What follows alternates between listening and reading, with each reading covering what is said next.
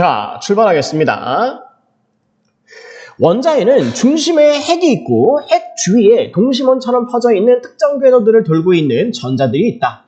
이 궤도마다 전자가 갖고 있는 에너지의 값이 정해져 있는데 이 값을 에너지 준위라고 한다. 자, 천천히 끊어갑시다. 자, 원자의 중심에는 핵이 있습니다. 그 다음에 핵 주위에 동심원처럼 퍼져 있는 궤도, 그 다음에 이 궤도를 돌고 있는 전자들이 있죠. 자, 그런데 이 궤도마다 전자가 갖고 있는 에너지의 값이 있습니다. 그렇죠? 전자가 갖고 있는 에너지의 값. 그런데 이 값을요, 에너지 준위라고 한다고 합니다. 자, 다음 계속 읽어볼게요. 원자가 가지고 있는 특정한 몇 개의 궤도에만 전자가 존재하기 때문에 전자가 가질 수 있는 에너지 준위도 특정한 값으로 정해져 있죠. 예. 자, 이때 에너지 준위도 특정한 값으로 정해져 있습니다.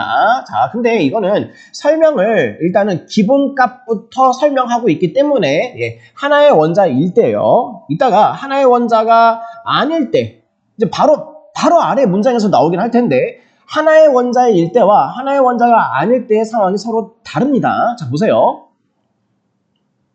자, 일단요. 전자는요. 에너지를 얻으면 바깥으로 갑니다. 그 다음에 에너지를 잃으면 안쪽 궤도로 이동합니다. 자, 지금 나오죠. 원자가 여러 개가 아니고 하나일 때. 원자가 하나일 때는 전자의 에너지 준위가 특정한 값입니다. 하지만 하나의 원자가 아니고 여러 원자가 모이면 여러 원자들의 궤도가 중첩되면서 전자들끼리 서로 영향을 주고받습니다. 그래서 에너지 준위가 가만히 있는 것이 아니라 변화가 생깁니다. 이로 인해서 에너지 준위는 특정한 값이 아니라 일정한 범위로 나타나게 됩니다. 그쵸? 하나의 원자가 아니라 여러 원자가 모일 때에는 특정한 값이 아닙니다. 일정한 범위로 나타납니다. 뭐가? 에너지 준위가. 이렇게 에너지의 값이 범위로 표현된 것을 에너지 밴드라고 합니다. 얼마다, 수치가 얼마다라고 특정하기 어려워요. 예, 어디서부터 어디까지.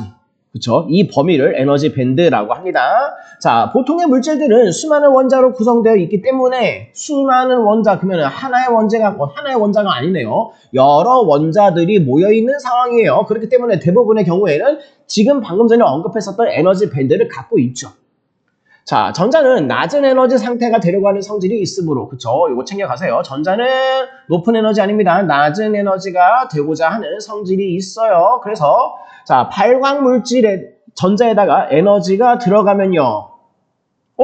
에너지가 좀 낮은 상태를 유지하고 싶은데 에너지가 굳이 들어왔어. 그러면은 전자가, 전자가 에너지를 얻으면은 바깥쪽 궤도로 간다고 앞에서 봤잖아요. 그래서 에너지가 공급되면 전자는 바깥쪽으로 이동합니다. 근데 이동하고 나서 그대로 멈춰 있는 것이 아니라 자, 빛 에너지를 방출하면서 에너지가 다시 또 빠져나가네요. 그러면 다시 또 그 궤도를 유지하고 있는 것이 아니라 안쪽 궤도로 또 이동을 하겠죠. 그렇죠. 그러면서 에너지의 값이 변합니다. 수많은 원자로 이루어져 있는 물질은 전자들이 높은 에너지 밴드에서 낮은 에너지 밴드로 이동하기 때문에 에너지 변동 폭이 특정한 값이 아니라 일정한 범위를 이루게 됩니다. 그렇죠. 자, 여기까지 내용 한번 정리해 보도록 하겠습니다. 자, 보시죠. 네. 자, 여기요. 자, 에너지 준위는요, 궤도마다 전자가 갖고 있는 에너지 값이라고 합니다. 자, 전자의 이동이요, 에너지를 얻으면 바깥쪽 궤도로, 에너지를 잃으면 안쪽 궤도로. 자, 근데 하나의 원자가 아니라 여러 원자들의 모임일 때는요, 궤도가 중첩됩니다. 전자의 어떤 전자끼리 서로 영향을 주고받습니다. 그러면서 에너지 준위가 이제 변화되게 되겠죠. 그리고 이때에는요, 여러 개의 원자들이 모여 있을 때에는 특정한 값이 아니고 일정한 범위를 가지게 되는데 이 일정한 범위를 에너지 밴드라고 합니다. 그리고 우리가 아까 읽었던 내용이기도 한데요. 전자는 낮은 에너지 상태를 유지하려고 하는 성질이 있다고 해요. 자, 그래서 요거를 했었나요? 예, 했던 것 같아요. 맞아요. 봅시다. 자, 예를 들어서 발광 물질의 전자가 있어요. 여기에다가 에너지가 공급이 됐어요. 그러면은 에너지가 얻었죠. 에너지를 얻게 됐죠. 에너지를 얻으면 바깥 궤도로 간다고 했으니까 바깥 궤도로 이동합니다. 그리고 나서 빛을 방출하게 되면요. 에너지가 또 나가게 되죠. 에너지를 잃어버리는 상황이 되죠. 그럼 에너지를 잃으면은 안쪽 궤도로 간다고 했으니까 다시 안쪽 궤도로 이동합니다. 여기까지였어요. 자, 다음으로 내려갑시다. 자, 이렇게 에너지가 공급되었을 때, 에너지가 공급되는 상황부터 또 이야기를 시작을 하네요. 천자의 에너지가 변동되는 폭이 클수록 방출되는 빛 에너지가 크고, 자, 에너지가 공급이 됐어. 그리고 나서 바깥쪽 궤도로 이동을 했어. 그리고 나서 나중에 이 빛을 방출하고 에너지를 또 이제 잃어버릴 거 아니에요. 근데 그 이제 일련의 과정 가운데에서 이때 전자의 에너지에 변동하는 폭, 들쭉날쭉하는 에너지 변동하는 폭, 이 에너지가 변동하는 그 폭이 큰 경우가 있고 폭이 작은 경우가 있을 거 아니에요. 근데 폭이 클수록 빛 에너지, 방출되는 빛 에너지가 크고, 방출되는 빛 에너지가 크고, 변동되는 폭에 따라서 빛깔의 색도 다르다고 합니다. 자, 그럴 수 있겠죠. 조금 더 읽어볼게요. 그런데 물질의 입자 크기가 나노미터 단위로 작아지면 아주 작은 상황을 가정해서 설명을 시도합니다. 물질의 전자에너지 준위 구조가 달라져서 전자에너지 변동폭에 변화가 생깁니다. 자, 반도체 성질을 가지고 있는 나노미터 크기의 입자를 양자점이라고 하는데, 그쵸? 아주 작은 크기, 그러면서 성질은 반도체, 이 녀석을 우리는 양자점이라고 부른대요. 근데 이 양자점은 크기에 따라서 다른 색깔을 나타낸다고 합니다. 일반적으로 나노미터 크기의 작은 요 입자의 에너지가 공급되었을 때, 에너지가 들어갔을 때, 그쵸? 에너지를 얻었을 때, 에너지가 얻게 되었을 때 입자의 크기가 작을수록, 그러면 작은 경우와 큰 경우의 어떤 그 변수, 이 변수에 따라서 결과가 다르다 그 얘기예요. 입자의 크기가 작을수록 전자의 에너지에 변동하는 폭이 크다. 에너지의 변동폭이 크다. 그러면요, 입자의 크기가 작은 게 아니라 크면요, 에너지 변동폭이 반대로 작겠네요. 그리고요, 또 그 다음 문장, 이때 변동폭이 클수록, 방금 전에 읽었던 문장에는 입자가 작으면 변동폭이 크죠. 근데 변동폭이 클수록 무슨 색깔? 푸른 색깔. 뭐가? 빛의 색깔이 푸른 색깔. 자, 그러면요, 자, 이 입자의 크기가 작은 게 아니고 커요. 크면은 에너지의 변동폭이 작겠죠. 근데 변동의 폭이 큰 게 아니라 작으면 작을수록 푸른 색깔이 아니고 붉은 빛깔의 색이 나타난다. 요렇게. 그쵸? 지금 읽었던 요 단락도 한번 정리해 볼게요. 이렇게 한번 볼게요.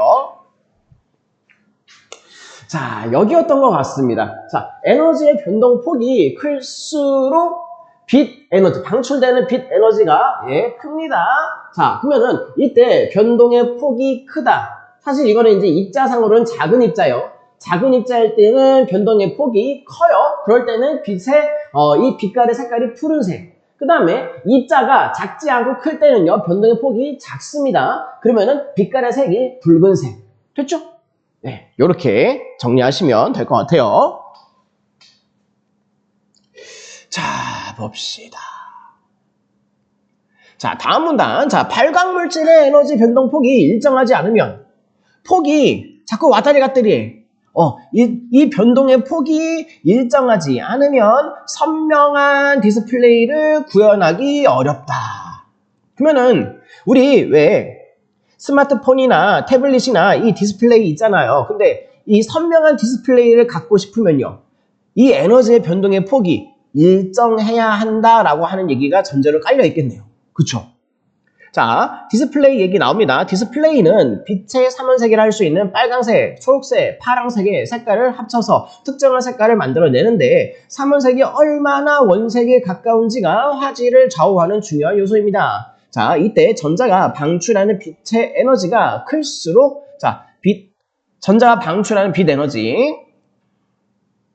자, 바로 위에서 빛을 방출한다. 빛 에너지의 방출 얘기가 위에 한번 있었는데, 그 이제 연장선이라 보시면 돼요. 이때 방출하는 빛 에너지가 클수록 파장이 짧아요. 그 다음에 작으면요, 빛 에너지가 작으면 파장이 깁니다.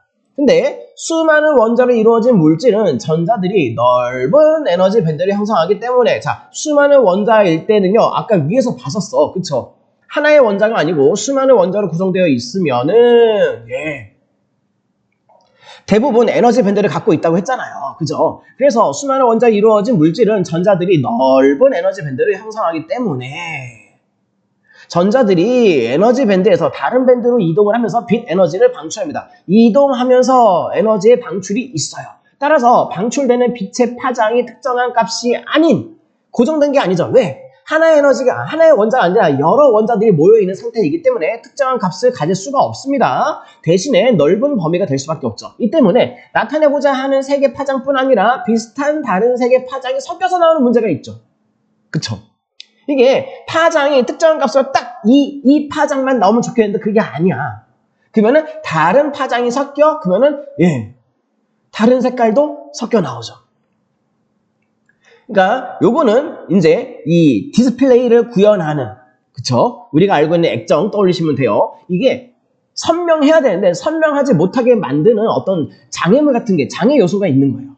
자, 그런데 하지만 오늘의 화두가 되는 양자점은요. 양자점을 이제 활용하는 기술은 좀 다른가 봐요. 적은 수의 원자로 이루어져 있기 때문에 수많은 원자가 아니에요. 그러면은 그 값이 빛의 파장이 여러 범위로 막 나타나는 게 아니라 특정 값에 가까워지겠네요. 적은 수의 원자로 이루어져 있기 때문에 아주 좁은 범위의 파장을 갖는 빛을 낼 수 있습니다. 따라서 의도한 파장에 가까운, 그쵸? 내가 생각하는, 그러니까 최대한 섞여서 나오는 다른 쓸모없는 어떤 색깔이 나오지 않는 거죠. 의도한 파장에 가까운 빛을 집중적으로 방출하고 그 외에 다른 빛은 적게 방출함으로써 원색에 가까운 빛을 발할 수 있다. 색깔이 훨씬 더 또렷하게 나온다 그 뜻이겠죠. 자, 계속 읽어볼게요. 한편 에너지 밴드 내에서 전자들이 이동할 때에는 전자의 에너지 변동으로 인해서 열이 방출되죠. 그죠? 전자가 이동할 때에는 맞아요. 열이 방출됩니다. 그래서 발광 효율이 떨어질 수도 있습니다. 이게 빛을 내는 데만 이렇게 다 쓰면 좋겠는데 그게 아니라 빛을 내는 데도 쓰고 빛과 열은 다르잖아요. 빛을 내는 데에도 쓰고 열이 뜨끈뜨끈해지는 이 열이 발생되는 데도 쓰다 보니까 이게 발광 효율, 빛을 내는 효율은 떨어질 수 있다 그 말이죠. 에너지 밴드를 갖고 있는 발광 물질을 활용한 LCD와 같은 디스플레이는 다른 파장의 빛이 뒤섞이거나 열이 발생하는 경우가 많은데 그쵸? 양자점이 아닌 어떤 디스플레이? LCD 디스플레이일 때는요. 그쵸? 다른 빛의 파장이 뒤섞입니다. 열이 막 발생합니다. 발열 발생. 발열 현상. 하지만 LCD 말고요. 양자점 디스플레이는요. 훨씬 더 성능이 좋다 얘기하겠죠. 이러한 현상을 현저하게 줄일 수 있다. 이러한 현상이 뭔데? 다른 파장의 빛깔이 섞이는 현상 또는 열이 발생하는 발열 현상 이런 게 훨씬 더 적다. 현저하게 적다. 이로 인해서 뛰어난 화질을 구현하면서도 그쵸? 선명해 다른 파장 색깔이 섞이지 않으니까 그리고 또 발열을 줄일 수 있어서 신소재로 주목받고 있습니다. 자, 여기까지 내용 같이 한번 또 볼게요. 자, 정리를 여기로 가셔야 돼요. 여기서부터 출발하는 게 이해하시기 편합니다. 자, 작은 입자일 때에는요, 변동의 폭이 큽니다. 그리고 빛깔의 색깔은 푸른색. 자, 작은 입자가 아니고 큰 입자일 때는요, 변동의 폭이 작아요. 그리고 붉은 빛이죠. 그대로. 자, 근데 이때 방출되는 빛 에너지가 크면요, 파장이 짧아요. 그쵸? 근데 이게 빛 에너지가 크다라고 하는 것이 변동의 폭이 크다라고 하는 그 얘기잖아요. 자, 지문 보세요. 자, 이 부분. 자, 밑줄 한번 쳐드릴게요. 이 부분이요. 자, 여기.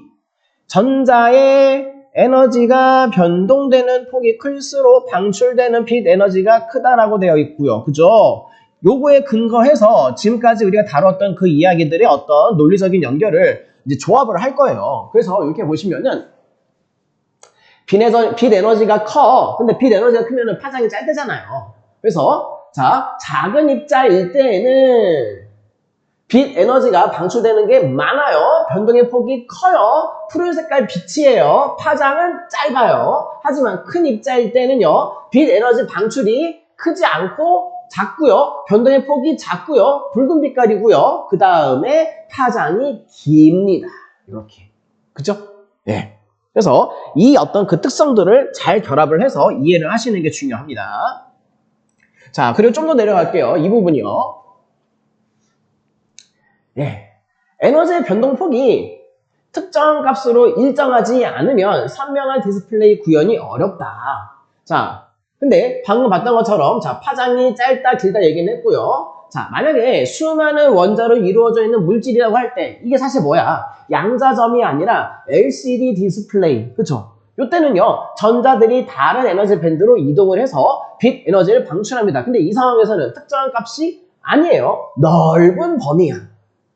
그래서 다른 색깔이 섞이기도 해. 좀 한계점이 있어. 하지만 LCD 디스플레이가 아니라 양자점 디스플레이일 때는요.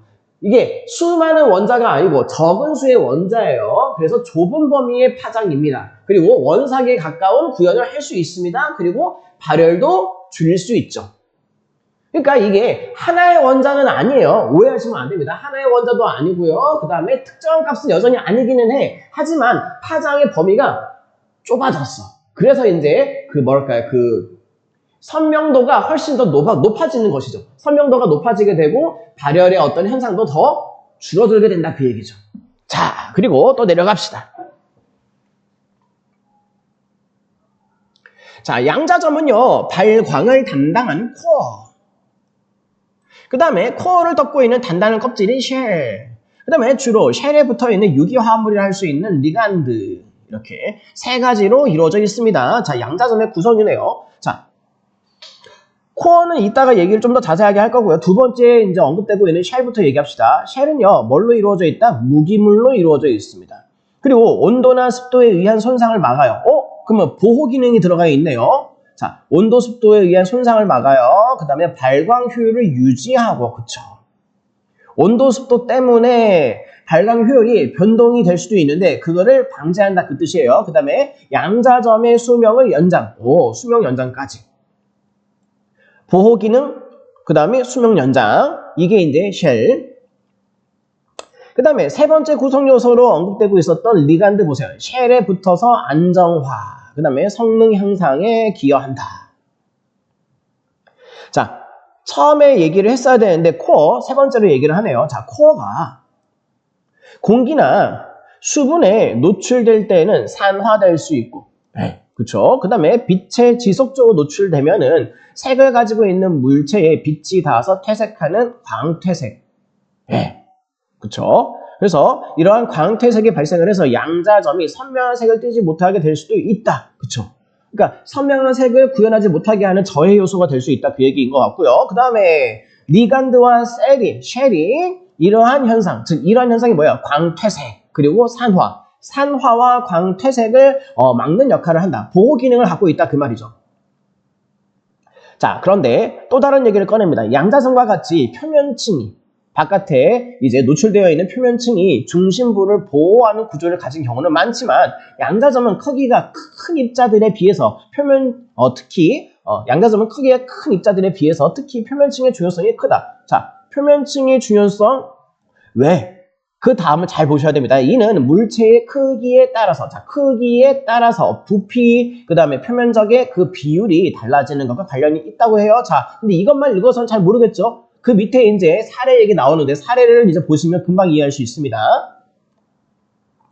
예를 들어 한 변이 10m인 정육면체의 부피와 표면적은 각각 1000세제곱미터, 그 다음에 600제곱미터요. 자, 보세요. 그러면은 한 변이 10m야. 부피를 구할 때는요. 가로, 세로, 높이 3번 곱하죠. 10 곱하기 10 곱하기 10. 그러면은 1000, 단위는 세제곱미터죠. 부피는 1000세제곱미터야. 근데 표면적은요. 육면체잖아. 정육면체야. 각각의 면, 6개의 면이 크기가 똑같아.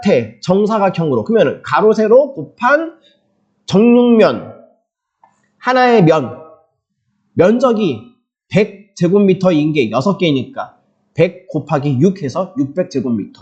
근데 보세요. 부피는 1000세제곱미터. 그 다음에 표면적은요. 600제곱미터예요. 그런데 이게 이제 10m일 때의 설정이에요. 근데 10m가 아니라 확연하게 크기를 줄여봅시다.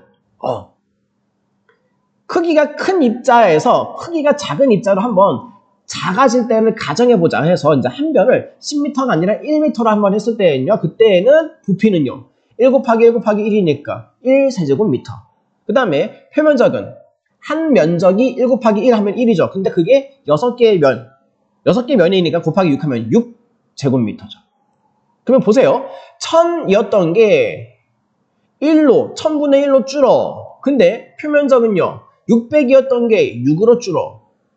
뭔가 다르죠? 그 설명을 이제 필자가 합니다. 즉, 부피가 1000이었던 게 1로 1000분의 1배 줄어들 때, 부피는 1000분의 1 줄어들었어요. 하지만 표면적은요, 600에서 6으로 100분의 1만큼 줄어듭니다. 그러니까 동일한 비율로 줄어드는 게 아니에요.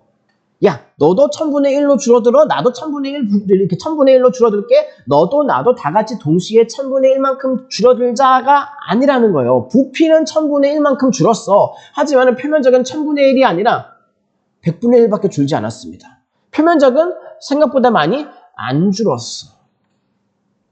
이처럼 입자의 크기가 컸던 것이 작아지면서 작아질 때 부피가 줄어드는 비율보다 표면적이 줄어드는 비율이 낮죠. 잘 안 작아진다 그 얘기예요. 표면적은. 이로 인해서 양자점의 그 코어가 안정적으로 제 성능을 내는 데에 쉘과 리간드의 영향이 중요하다 그 말이죠. 무슨 얘기일까요? 표면적이 생각보다 크게 줄어들지 않기 때문에 뭔가 안정성을 해치는 요소가 될 수 있다 그 말이야. 불안정성을 야기하는 어떤 요소가 될 수 있다 그 얘기죠.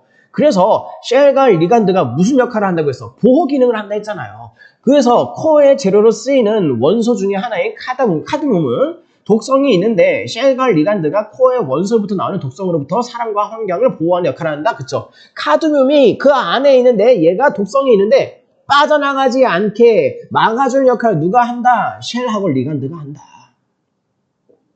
자, 여기까지 내용 또 한번 봅시다. 자, 이렇게 정리할 수 있습니다. 보시죠. 자, 예. 자, 양자점의 구성 여기서부터 보시면 되겠네요. 자, 코어, 쉘, 리간드 세 가지로 구성이 되는데, 자, 코어는요, 발광을 담당합니다. 빛을 내는 것을 담당을 해요. 자, 공기하고 수분에 노출됐을 때에는 상화됩니다. 그리고 또 지속적으로 빛에 노출됐을 때에는 광퇴색 현상이 일어납니다. 그런데요, 이러한 코어를 덮고 있는 껍질이 쉘이야. 무기물로 이루어져 있습니다. 온도, 습도에 의한 손상을 방지하는 보호 기능이 있습니다. 그리고 또 그로 인해서 발광 효율을 유지하는 효과도 얻을 수 있죠. 그리고 양자점의 수명을 높여주기도 합니다. 예. 그 다음에 리간드는요. 쉘에 붙어있는 유기화합물인데 안정화, 그 다음에 성능 향상에 기여합니다. 자, 그래서 아까 이제 뭐 표면적 얘기하는데 양자점은 표면층의 어떤 그 중요성이 굉장히 큰데요. 크기에 따라서 부피와 표면적의 비율이 달라지더라. 즉, 크기가 클 때와 작을 때 그 부피 표면적의 비율이 서로 다르다 그 말이에요. 자, 그래서 만약에 입자의 크기가 작아지는 와중에 작아질 때 부피가 줄어드는 비율 아까 봤었죠? 1000분의 1로 줄어들었죠? 근데 표면적이 그때는요. 1000분의 1로 줄어들었나요? 아니요. 100분의 1로 밖에 안 줄어들었어. 그러니까 줄어드는 비율이 압도적으로 부피가 확 줍니다. 표면적은 잘 안 줄어들어. 그러니까 안정화되지 못하게 만드는 방해 요소가 됩니다. 그래서 쉘과 리간드를 통해서 안정화를 하는 것이 필요합니다. 네, 요렇게. 그래서 아까 조금 더 읽었던 얘기 다 봅시다. 카드뮴은요, 독성이 있어요. 근데 쉘과 리간드가 보호 역할을 한다더라. 여기까지 아까 봤던 것 같아요. 자, 마지막 단락입니다. 보시죠. 최근에는 카드뮴과 같이 방금 전에 읽었던 카드뮴 독성이 있다면서요. 인체에 유해합니다. 환경오염을 유발합니다. 근데 이런 거 말고 카드뮴 말고 대신에 뭘 써요? 갈륨, 그 다음에 인. 독성이 아예 없는 건 아닙니다. 독성이 있긴 있는데 좀 적어. 독성이 적은 원소를 활용하는 방안이 연구되고 있습니다. 양자점의 코어는 원소들을 섞어서 가열할 때 발생하는 화학 반응을 통해서 만들어지는데 코어를 만드는 방식도 살짝 나오네요.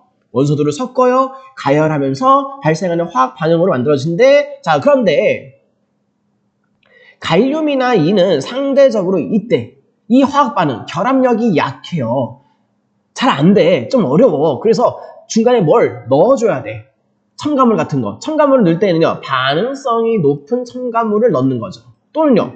첨가물을 넣는 거 말고 또 어떤 게 있을까요? 잘 활성화될 수 있도록 매우 높은 온도에서 합성.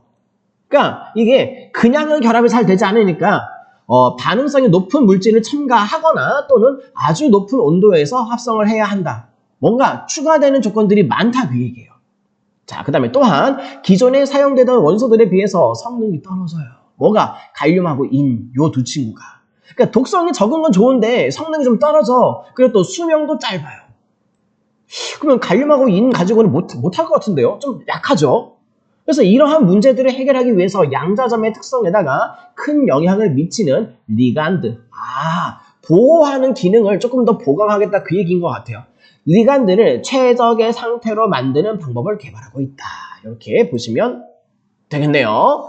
자, 문제 같이 한번 볼게요. 문제. 자, 1번 문제는요, 올바르지 않은 거 고르는 건데, 선지 1번부터 한번 봅시다. 자, 하나의 원자 안에서 전자는 특정한 값의 에너지 준위를 가진다. 자, 여러 개의 원자가 아니고, 만약에 여기 선지 1번에서 얘기하는 것처럼 하나의 원자일 때는 특정한 값이 가능하죠. 1번은 맞는 설명이에요. 그 다음에 2번 선지. 양자점에서 쉘은 무기물로 이루어져 있고, 자, 쉘은 무기물, 맞죠? 그 다음에 리간드는요, 유기화합물 맞습니다. 예. 구성되는 어떤 특징 맞습니다. 그 다음에 선제 3번 원소들을 섞어서 열을 가해서 발생하는 화학 반응을 통해서 양자점의 코어를 만들 수 있다. 마지막 단락에 양자점의 코어를 만드는 어떤 그 기본적인 방식이 설명이 되어 있죠. 이렇게 써 있었어요. 맞아요. 3번도 맞아요. 그 다음에 4번 선지. 갈륨 기반의 양자점. 자, 뭐요? 카드뮴이 아니에요. 갈륨이에요. 갈륨 기반의 양자점은 카드뮴 기반의 양자점보다 합성하기 쉽고, 벌써 여기서 틀렸네. 합성이 잘 안 된다고. 합성하는 게 쉽지 않다고요. 결합력이 약하기 때문에 합성하기 쉽다가 아니라 어렵다. 그렇죠? 여기서 벌써 틀렸어요. 그리고 독성이 적다는 장점이 있다. 독성이 적은 건 맞지만 합성하기 쉽다라고 하는 말이 틀렸네요. 예, 정답은 4번. 자, 5번 선지도 한번 봅시다. 핵 주변의 궤도를 돌고 있는 전자는 에너지를 얻으면 바깥으로, 그 다음에 에너지를 잃어버리면 안쪽으로 이동한다? 그렇죠. 자, 내려갑시다. 2번 문제. 밑줄 친 기억의 이유. 자, 기억이 어디였나요? 기억. 여기 있네요. 아하. 자, 양자점은 크기가 큰 입자들에 비해서 특히 표면층의 중요성이 크다. 그쵸? 요거 보시면 돼요. 네, 딱 요 부분. 부피가 줄어드는 비율보다 표면적이 줄어드는 비율이 낮다. 이거를 조금 더 일반화시켜서 설명하면 요거죠. 물체의 크기에 따라서 부피와 표면적의 그 비율이 달라지기 때문에. 특별히 이 표면적이 지금 사례를 통해서 본 것처럼 부피가 줄어드는 것만큼 같은 비율로 확 줄어들지 않습니다. 예, 요거 관련된 얘기가 좀 들어가 있으면 정답일 것 같은데, 보시죠. 선제 1번, 코어를 덮고 있는 물질이 없으면 코어가 빛을 방출할 수 없기 때문이다. 예? 아니죠. 전혀 상관없죠. 이런 맥락이 아니었잖아요. 예. 그 다음에 선지 2번, 나노미터 크기의 입자는 다른 입자들과 달리 공기에 노출되면 산화되기 때문이다. 물론 이게 노출되면 산화되는데 다른 입자들과 달릴까요? 아니죠. 다 그래요. 노출되면 산화됩니다. 그 다음에 선지 3번, 양자점에 사용되고 있는 원소의 독성으로 인해서 양자점의 성능이 감소할 수 있기 때문이다. 자, 독성하고 성능의 어떤 그 관계 설명 안 나오죠. 그리고 심지어 지금 밑줄 쳐져 있는 내용의 맥락이랑 전혀 상관이 없습니다. 그 다음에 선지 4번이요. 크기가 작아질수록 표면층의 코어의 성능에 미치는 상대적인 영향력이 커지기 때문이다. 그렇죠. 이게 맞죠. 크기가 작아져. 크기가 작아지는 와중에 부피가 작아지는 것만큼 표면층도 같이 이렇게 작아져야 되는데 그게 아니잖아. 표면층이 뭔가 영향을 계속 미치고 있습니다. 그렇죠? 표면층이 영향을 미치고 있다. 그렇죠? 정확한 설명이네요. 4번이 정답이죠. 5번 또 보시죠. 양자점은 다른 입자들과 달리 빛에 지속적으로 노출되면 표면적이 점차 커진다? 빛을 받으면은 막 커진다고요, 표면적이? 네. 야, 무슨 뭐 판타지 같아요. 서사가. 네, 5번도 틀렸습니다. 정답은 4번. 자, 다음에 3번이요. 자, 3번 문제는요. 자, 과학자 갑은 동일한 금속 재료 두 가지 크기가 서로 다른 양자점이요. 자, A하고 B가 있는데 크기가 서로 다른가 봐요. A. 그 다음에 B.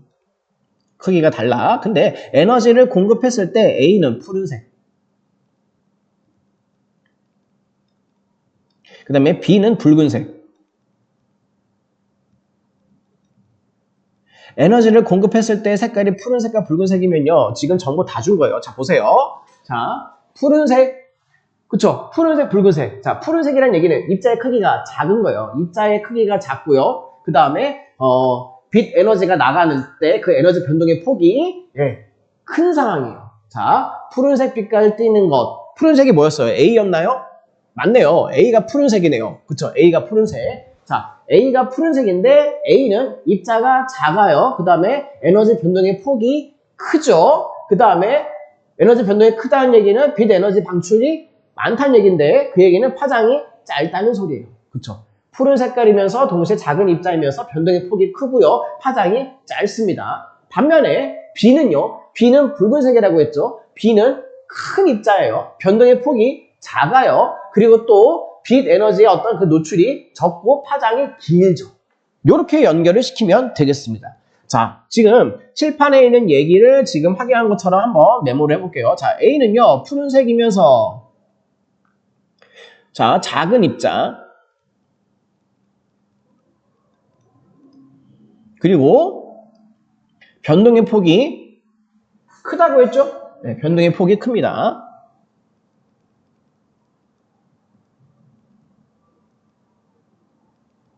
그리고 파장은요? 파장은 짧다고 했죠. 자, B는 반대입니다. 자, 작은 입자가 아니고 큰 입자. 변동의 폭이요? 작고요.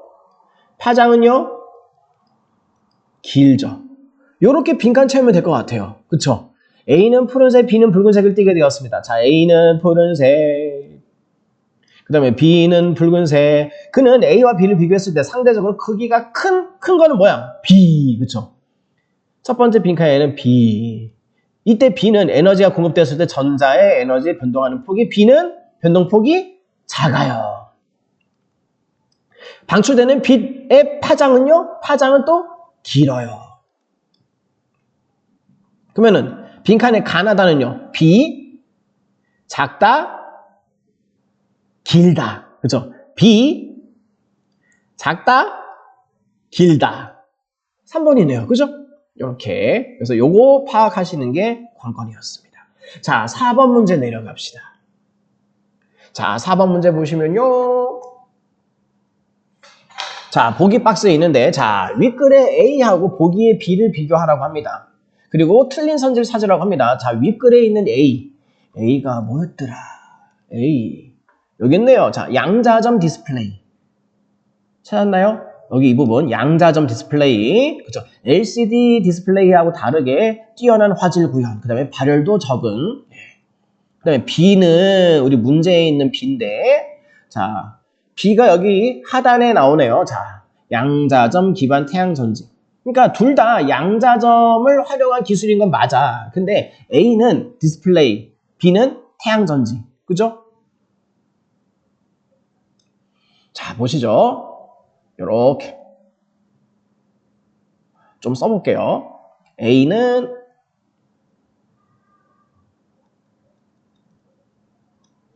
양자점 기반의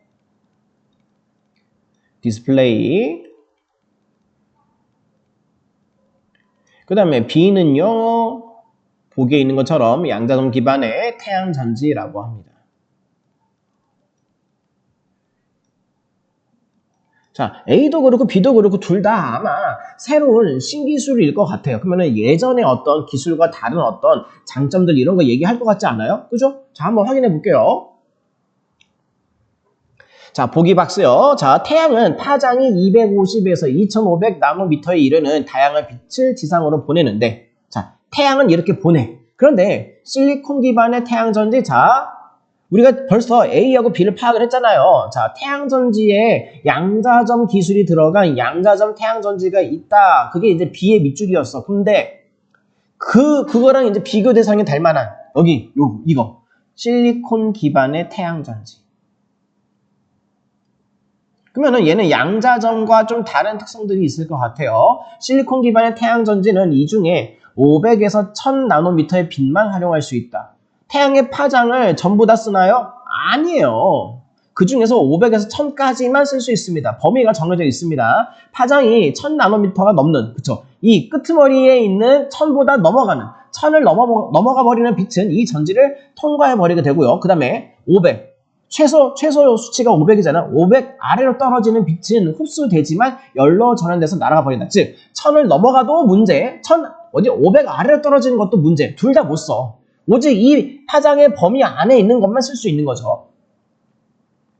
이 전지에서 낮은 파장의 빛이 대부분 열로 전환되는 이유는 어떤 물질이 매우 높은 에너지를 받았을 때 물질이 넓은 에너지 밴드를 갖고 있다면, 자, 물질이 넓은 에너지 밴드를 갖고 있다. 요 비슷한 설명이 우리 지문에서 설명되고 있었던 게 있었어요. 기억나실 거예요, 아마 분명히. 에너지를 받은 전자가, 그쵸, 이때 전자가 가만히 있지 않습니다. 밴드 내에서 이동하면서 열 에너지를 방출하기 때문이다.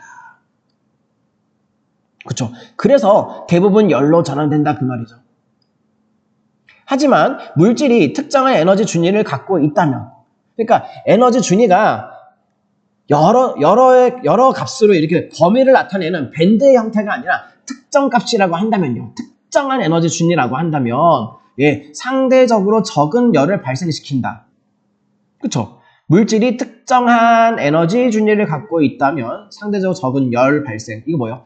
발열 현상이 현저하게 적다 그 얘기죠. 그래서 전자가 이동해서 전류가 발생한다. 아, 전류도 발생하는군요.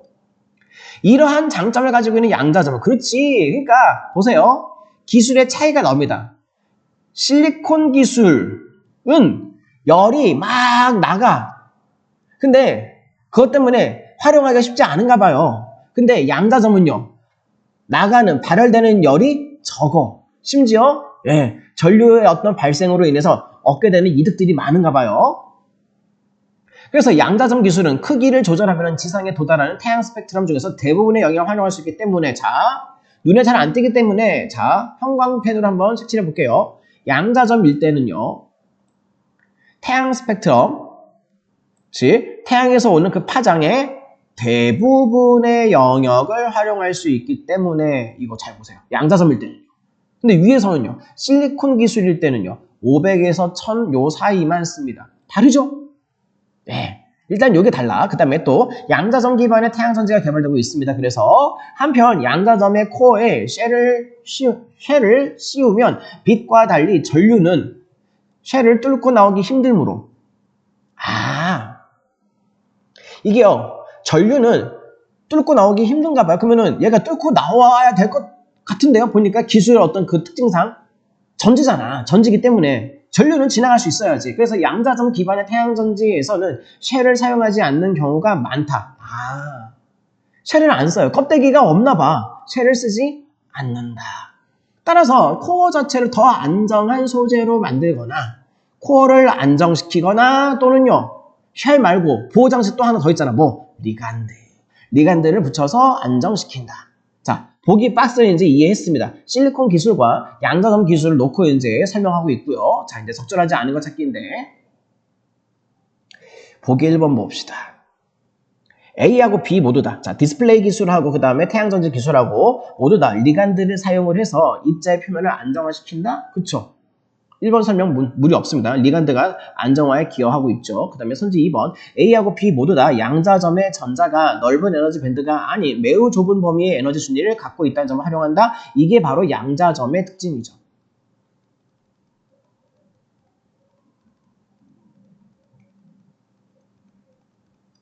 2번도 맞고요. 그 다음에 3번 선지요. 자, 같은 양의 에너지가 공급될 때 A는요, LCD 디스플레이보다, 또 B는요, 실리콘 기반의 태양전지보다, 즉 둘 다 이전 기술에 비해서 더 많은 열 에너지를 방출한다? 아니요. 더 많은이 아니라 더 적은이지. 발열 현상이 더 적다고 했잖아요. 벌써. 그래서 3번이 정답인 거 확인했죠? 예. 3번이 정답인 건 맞고요. 그 다음에 4번, 5번도 한번 읽어봅시다. A는 수많은 원자로 이루어져 있는 발광 물질보다 의도한 파장에 가까운 빛을 방출할 수 있고, 그쵸? 의도한 파장. 선명한 색깔을 구현할 수 있습니다. 그 다음에 B는요, 실리콘 기반의 태양전지보다 더 짧거나 긴 파장의 빛을 흡수할 수 있군. 그쵸? 태양전지, 실리콘 기반일 때는요, 500 아래로 떨어지면, 활용 못해. 1000보다 높은 파장 또 활용 못해. 이 파장에서만 활용의 어떤 그 가능성이 열려. 하지만 실리콘 기반보다 더 짧은, 500보다 더 짧은 또는 긴 파장은요, 1000보다 더 긴 빛을 흡수할 수 있다. 그쵸? 대부분의 영역을 활용할 수 있다고 했으니까. 예, 4번 설명도 그래서 맞습니다. 그 다음에 5번 선지. 빛과 달리 전류는 셀을 통과하기 어려우므로, 그쵸? 셀을 사용하지 않아요. 근데 셀을 사용해서 코어를 보호하는 A와 달리 A는요, 디스플레이인데 얘는 전류의 활용도가 크지 않습니다. 얘는 코어를 보호할 때 셀을 씁니다. 하지만 B는요, 태양 전지야. 그러니까 얘는 디스플레이가 아니고 전지이기 때문에 코어의 안정성을 높이거나 미간들을 통해서 표면을 안정화시키는 수준을 맞춘다. 예, 다르죠. 어떤 이 쉘을 넣을 건지 말 건지 라고 하는 그 어떤 맥락이 서로 다릅니다. 설명이 가능하죠. 예, 그래서 정답은 3번이었어요. 자, 다음에 어휘 문제요. A, B, C, D, E 중에서 바꿔쓰기에 틀린 거요. 자, A부터 한번 봅시다. A.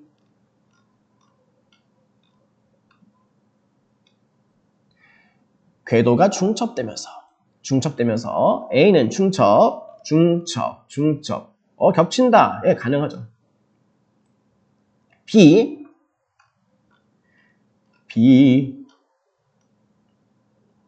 에너지를 방출하면서 방출 내보낸다? 그쵸, 가능하죠. 그 다음에 선지 3번 C 그쵸, 현상을 현저하게 맞죠? 잘못 봤을까봐 헷갈리는데 맞아요. 현저하게 맞습니다. 확인해야지. 맞아요. C는 현저하게, 현상을 현저하게. 조금이나마? 아닌 것 같은데요? 현저하게는 눈에 띄게 라는 뜻이잖아요. 설명이 아예 틀렸네. 예, 5번의 정답은 3번. 예, 나머지 선지 4번, 5번은 예, 맞습니다. 자, 이렇게 해서 문제 5개 다 같이 풀어봤고요. 이렇게 마무리하시면 되겠습니다. 수고하셨습니다.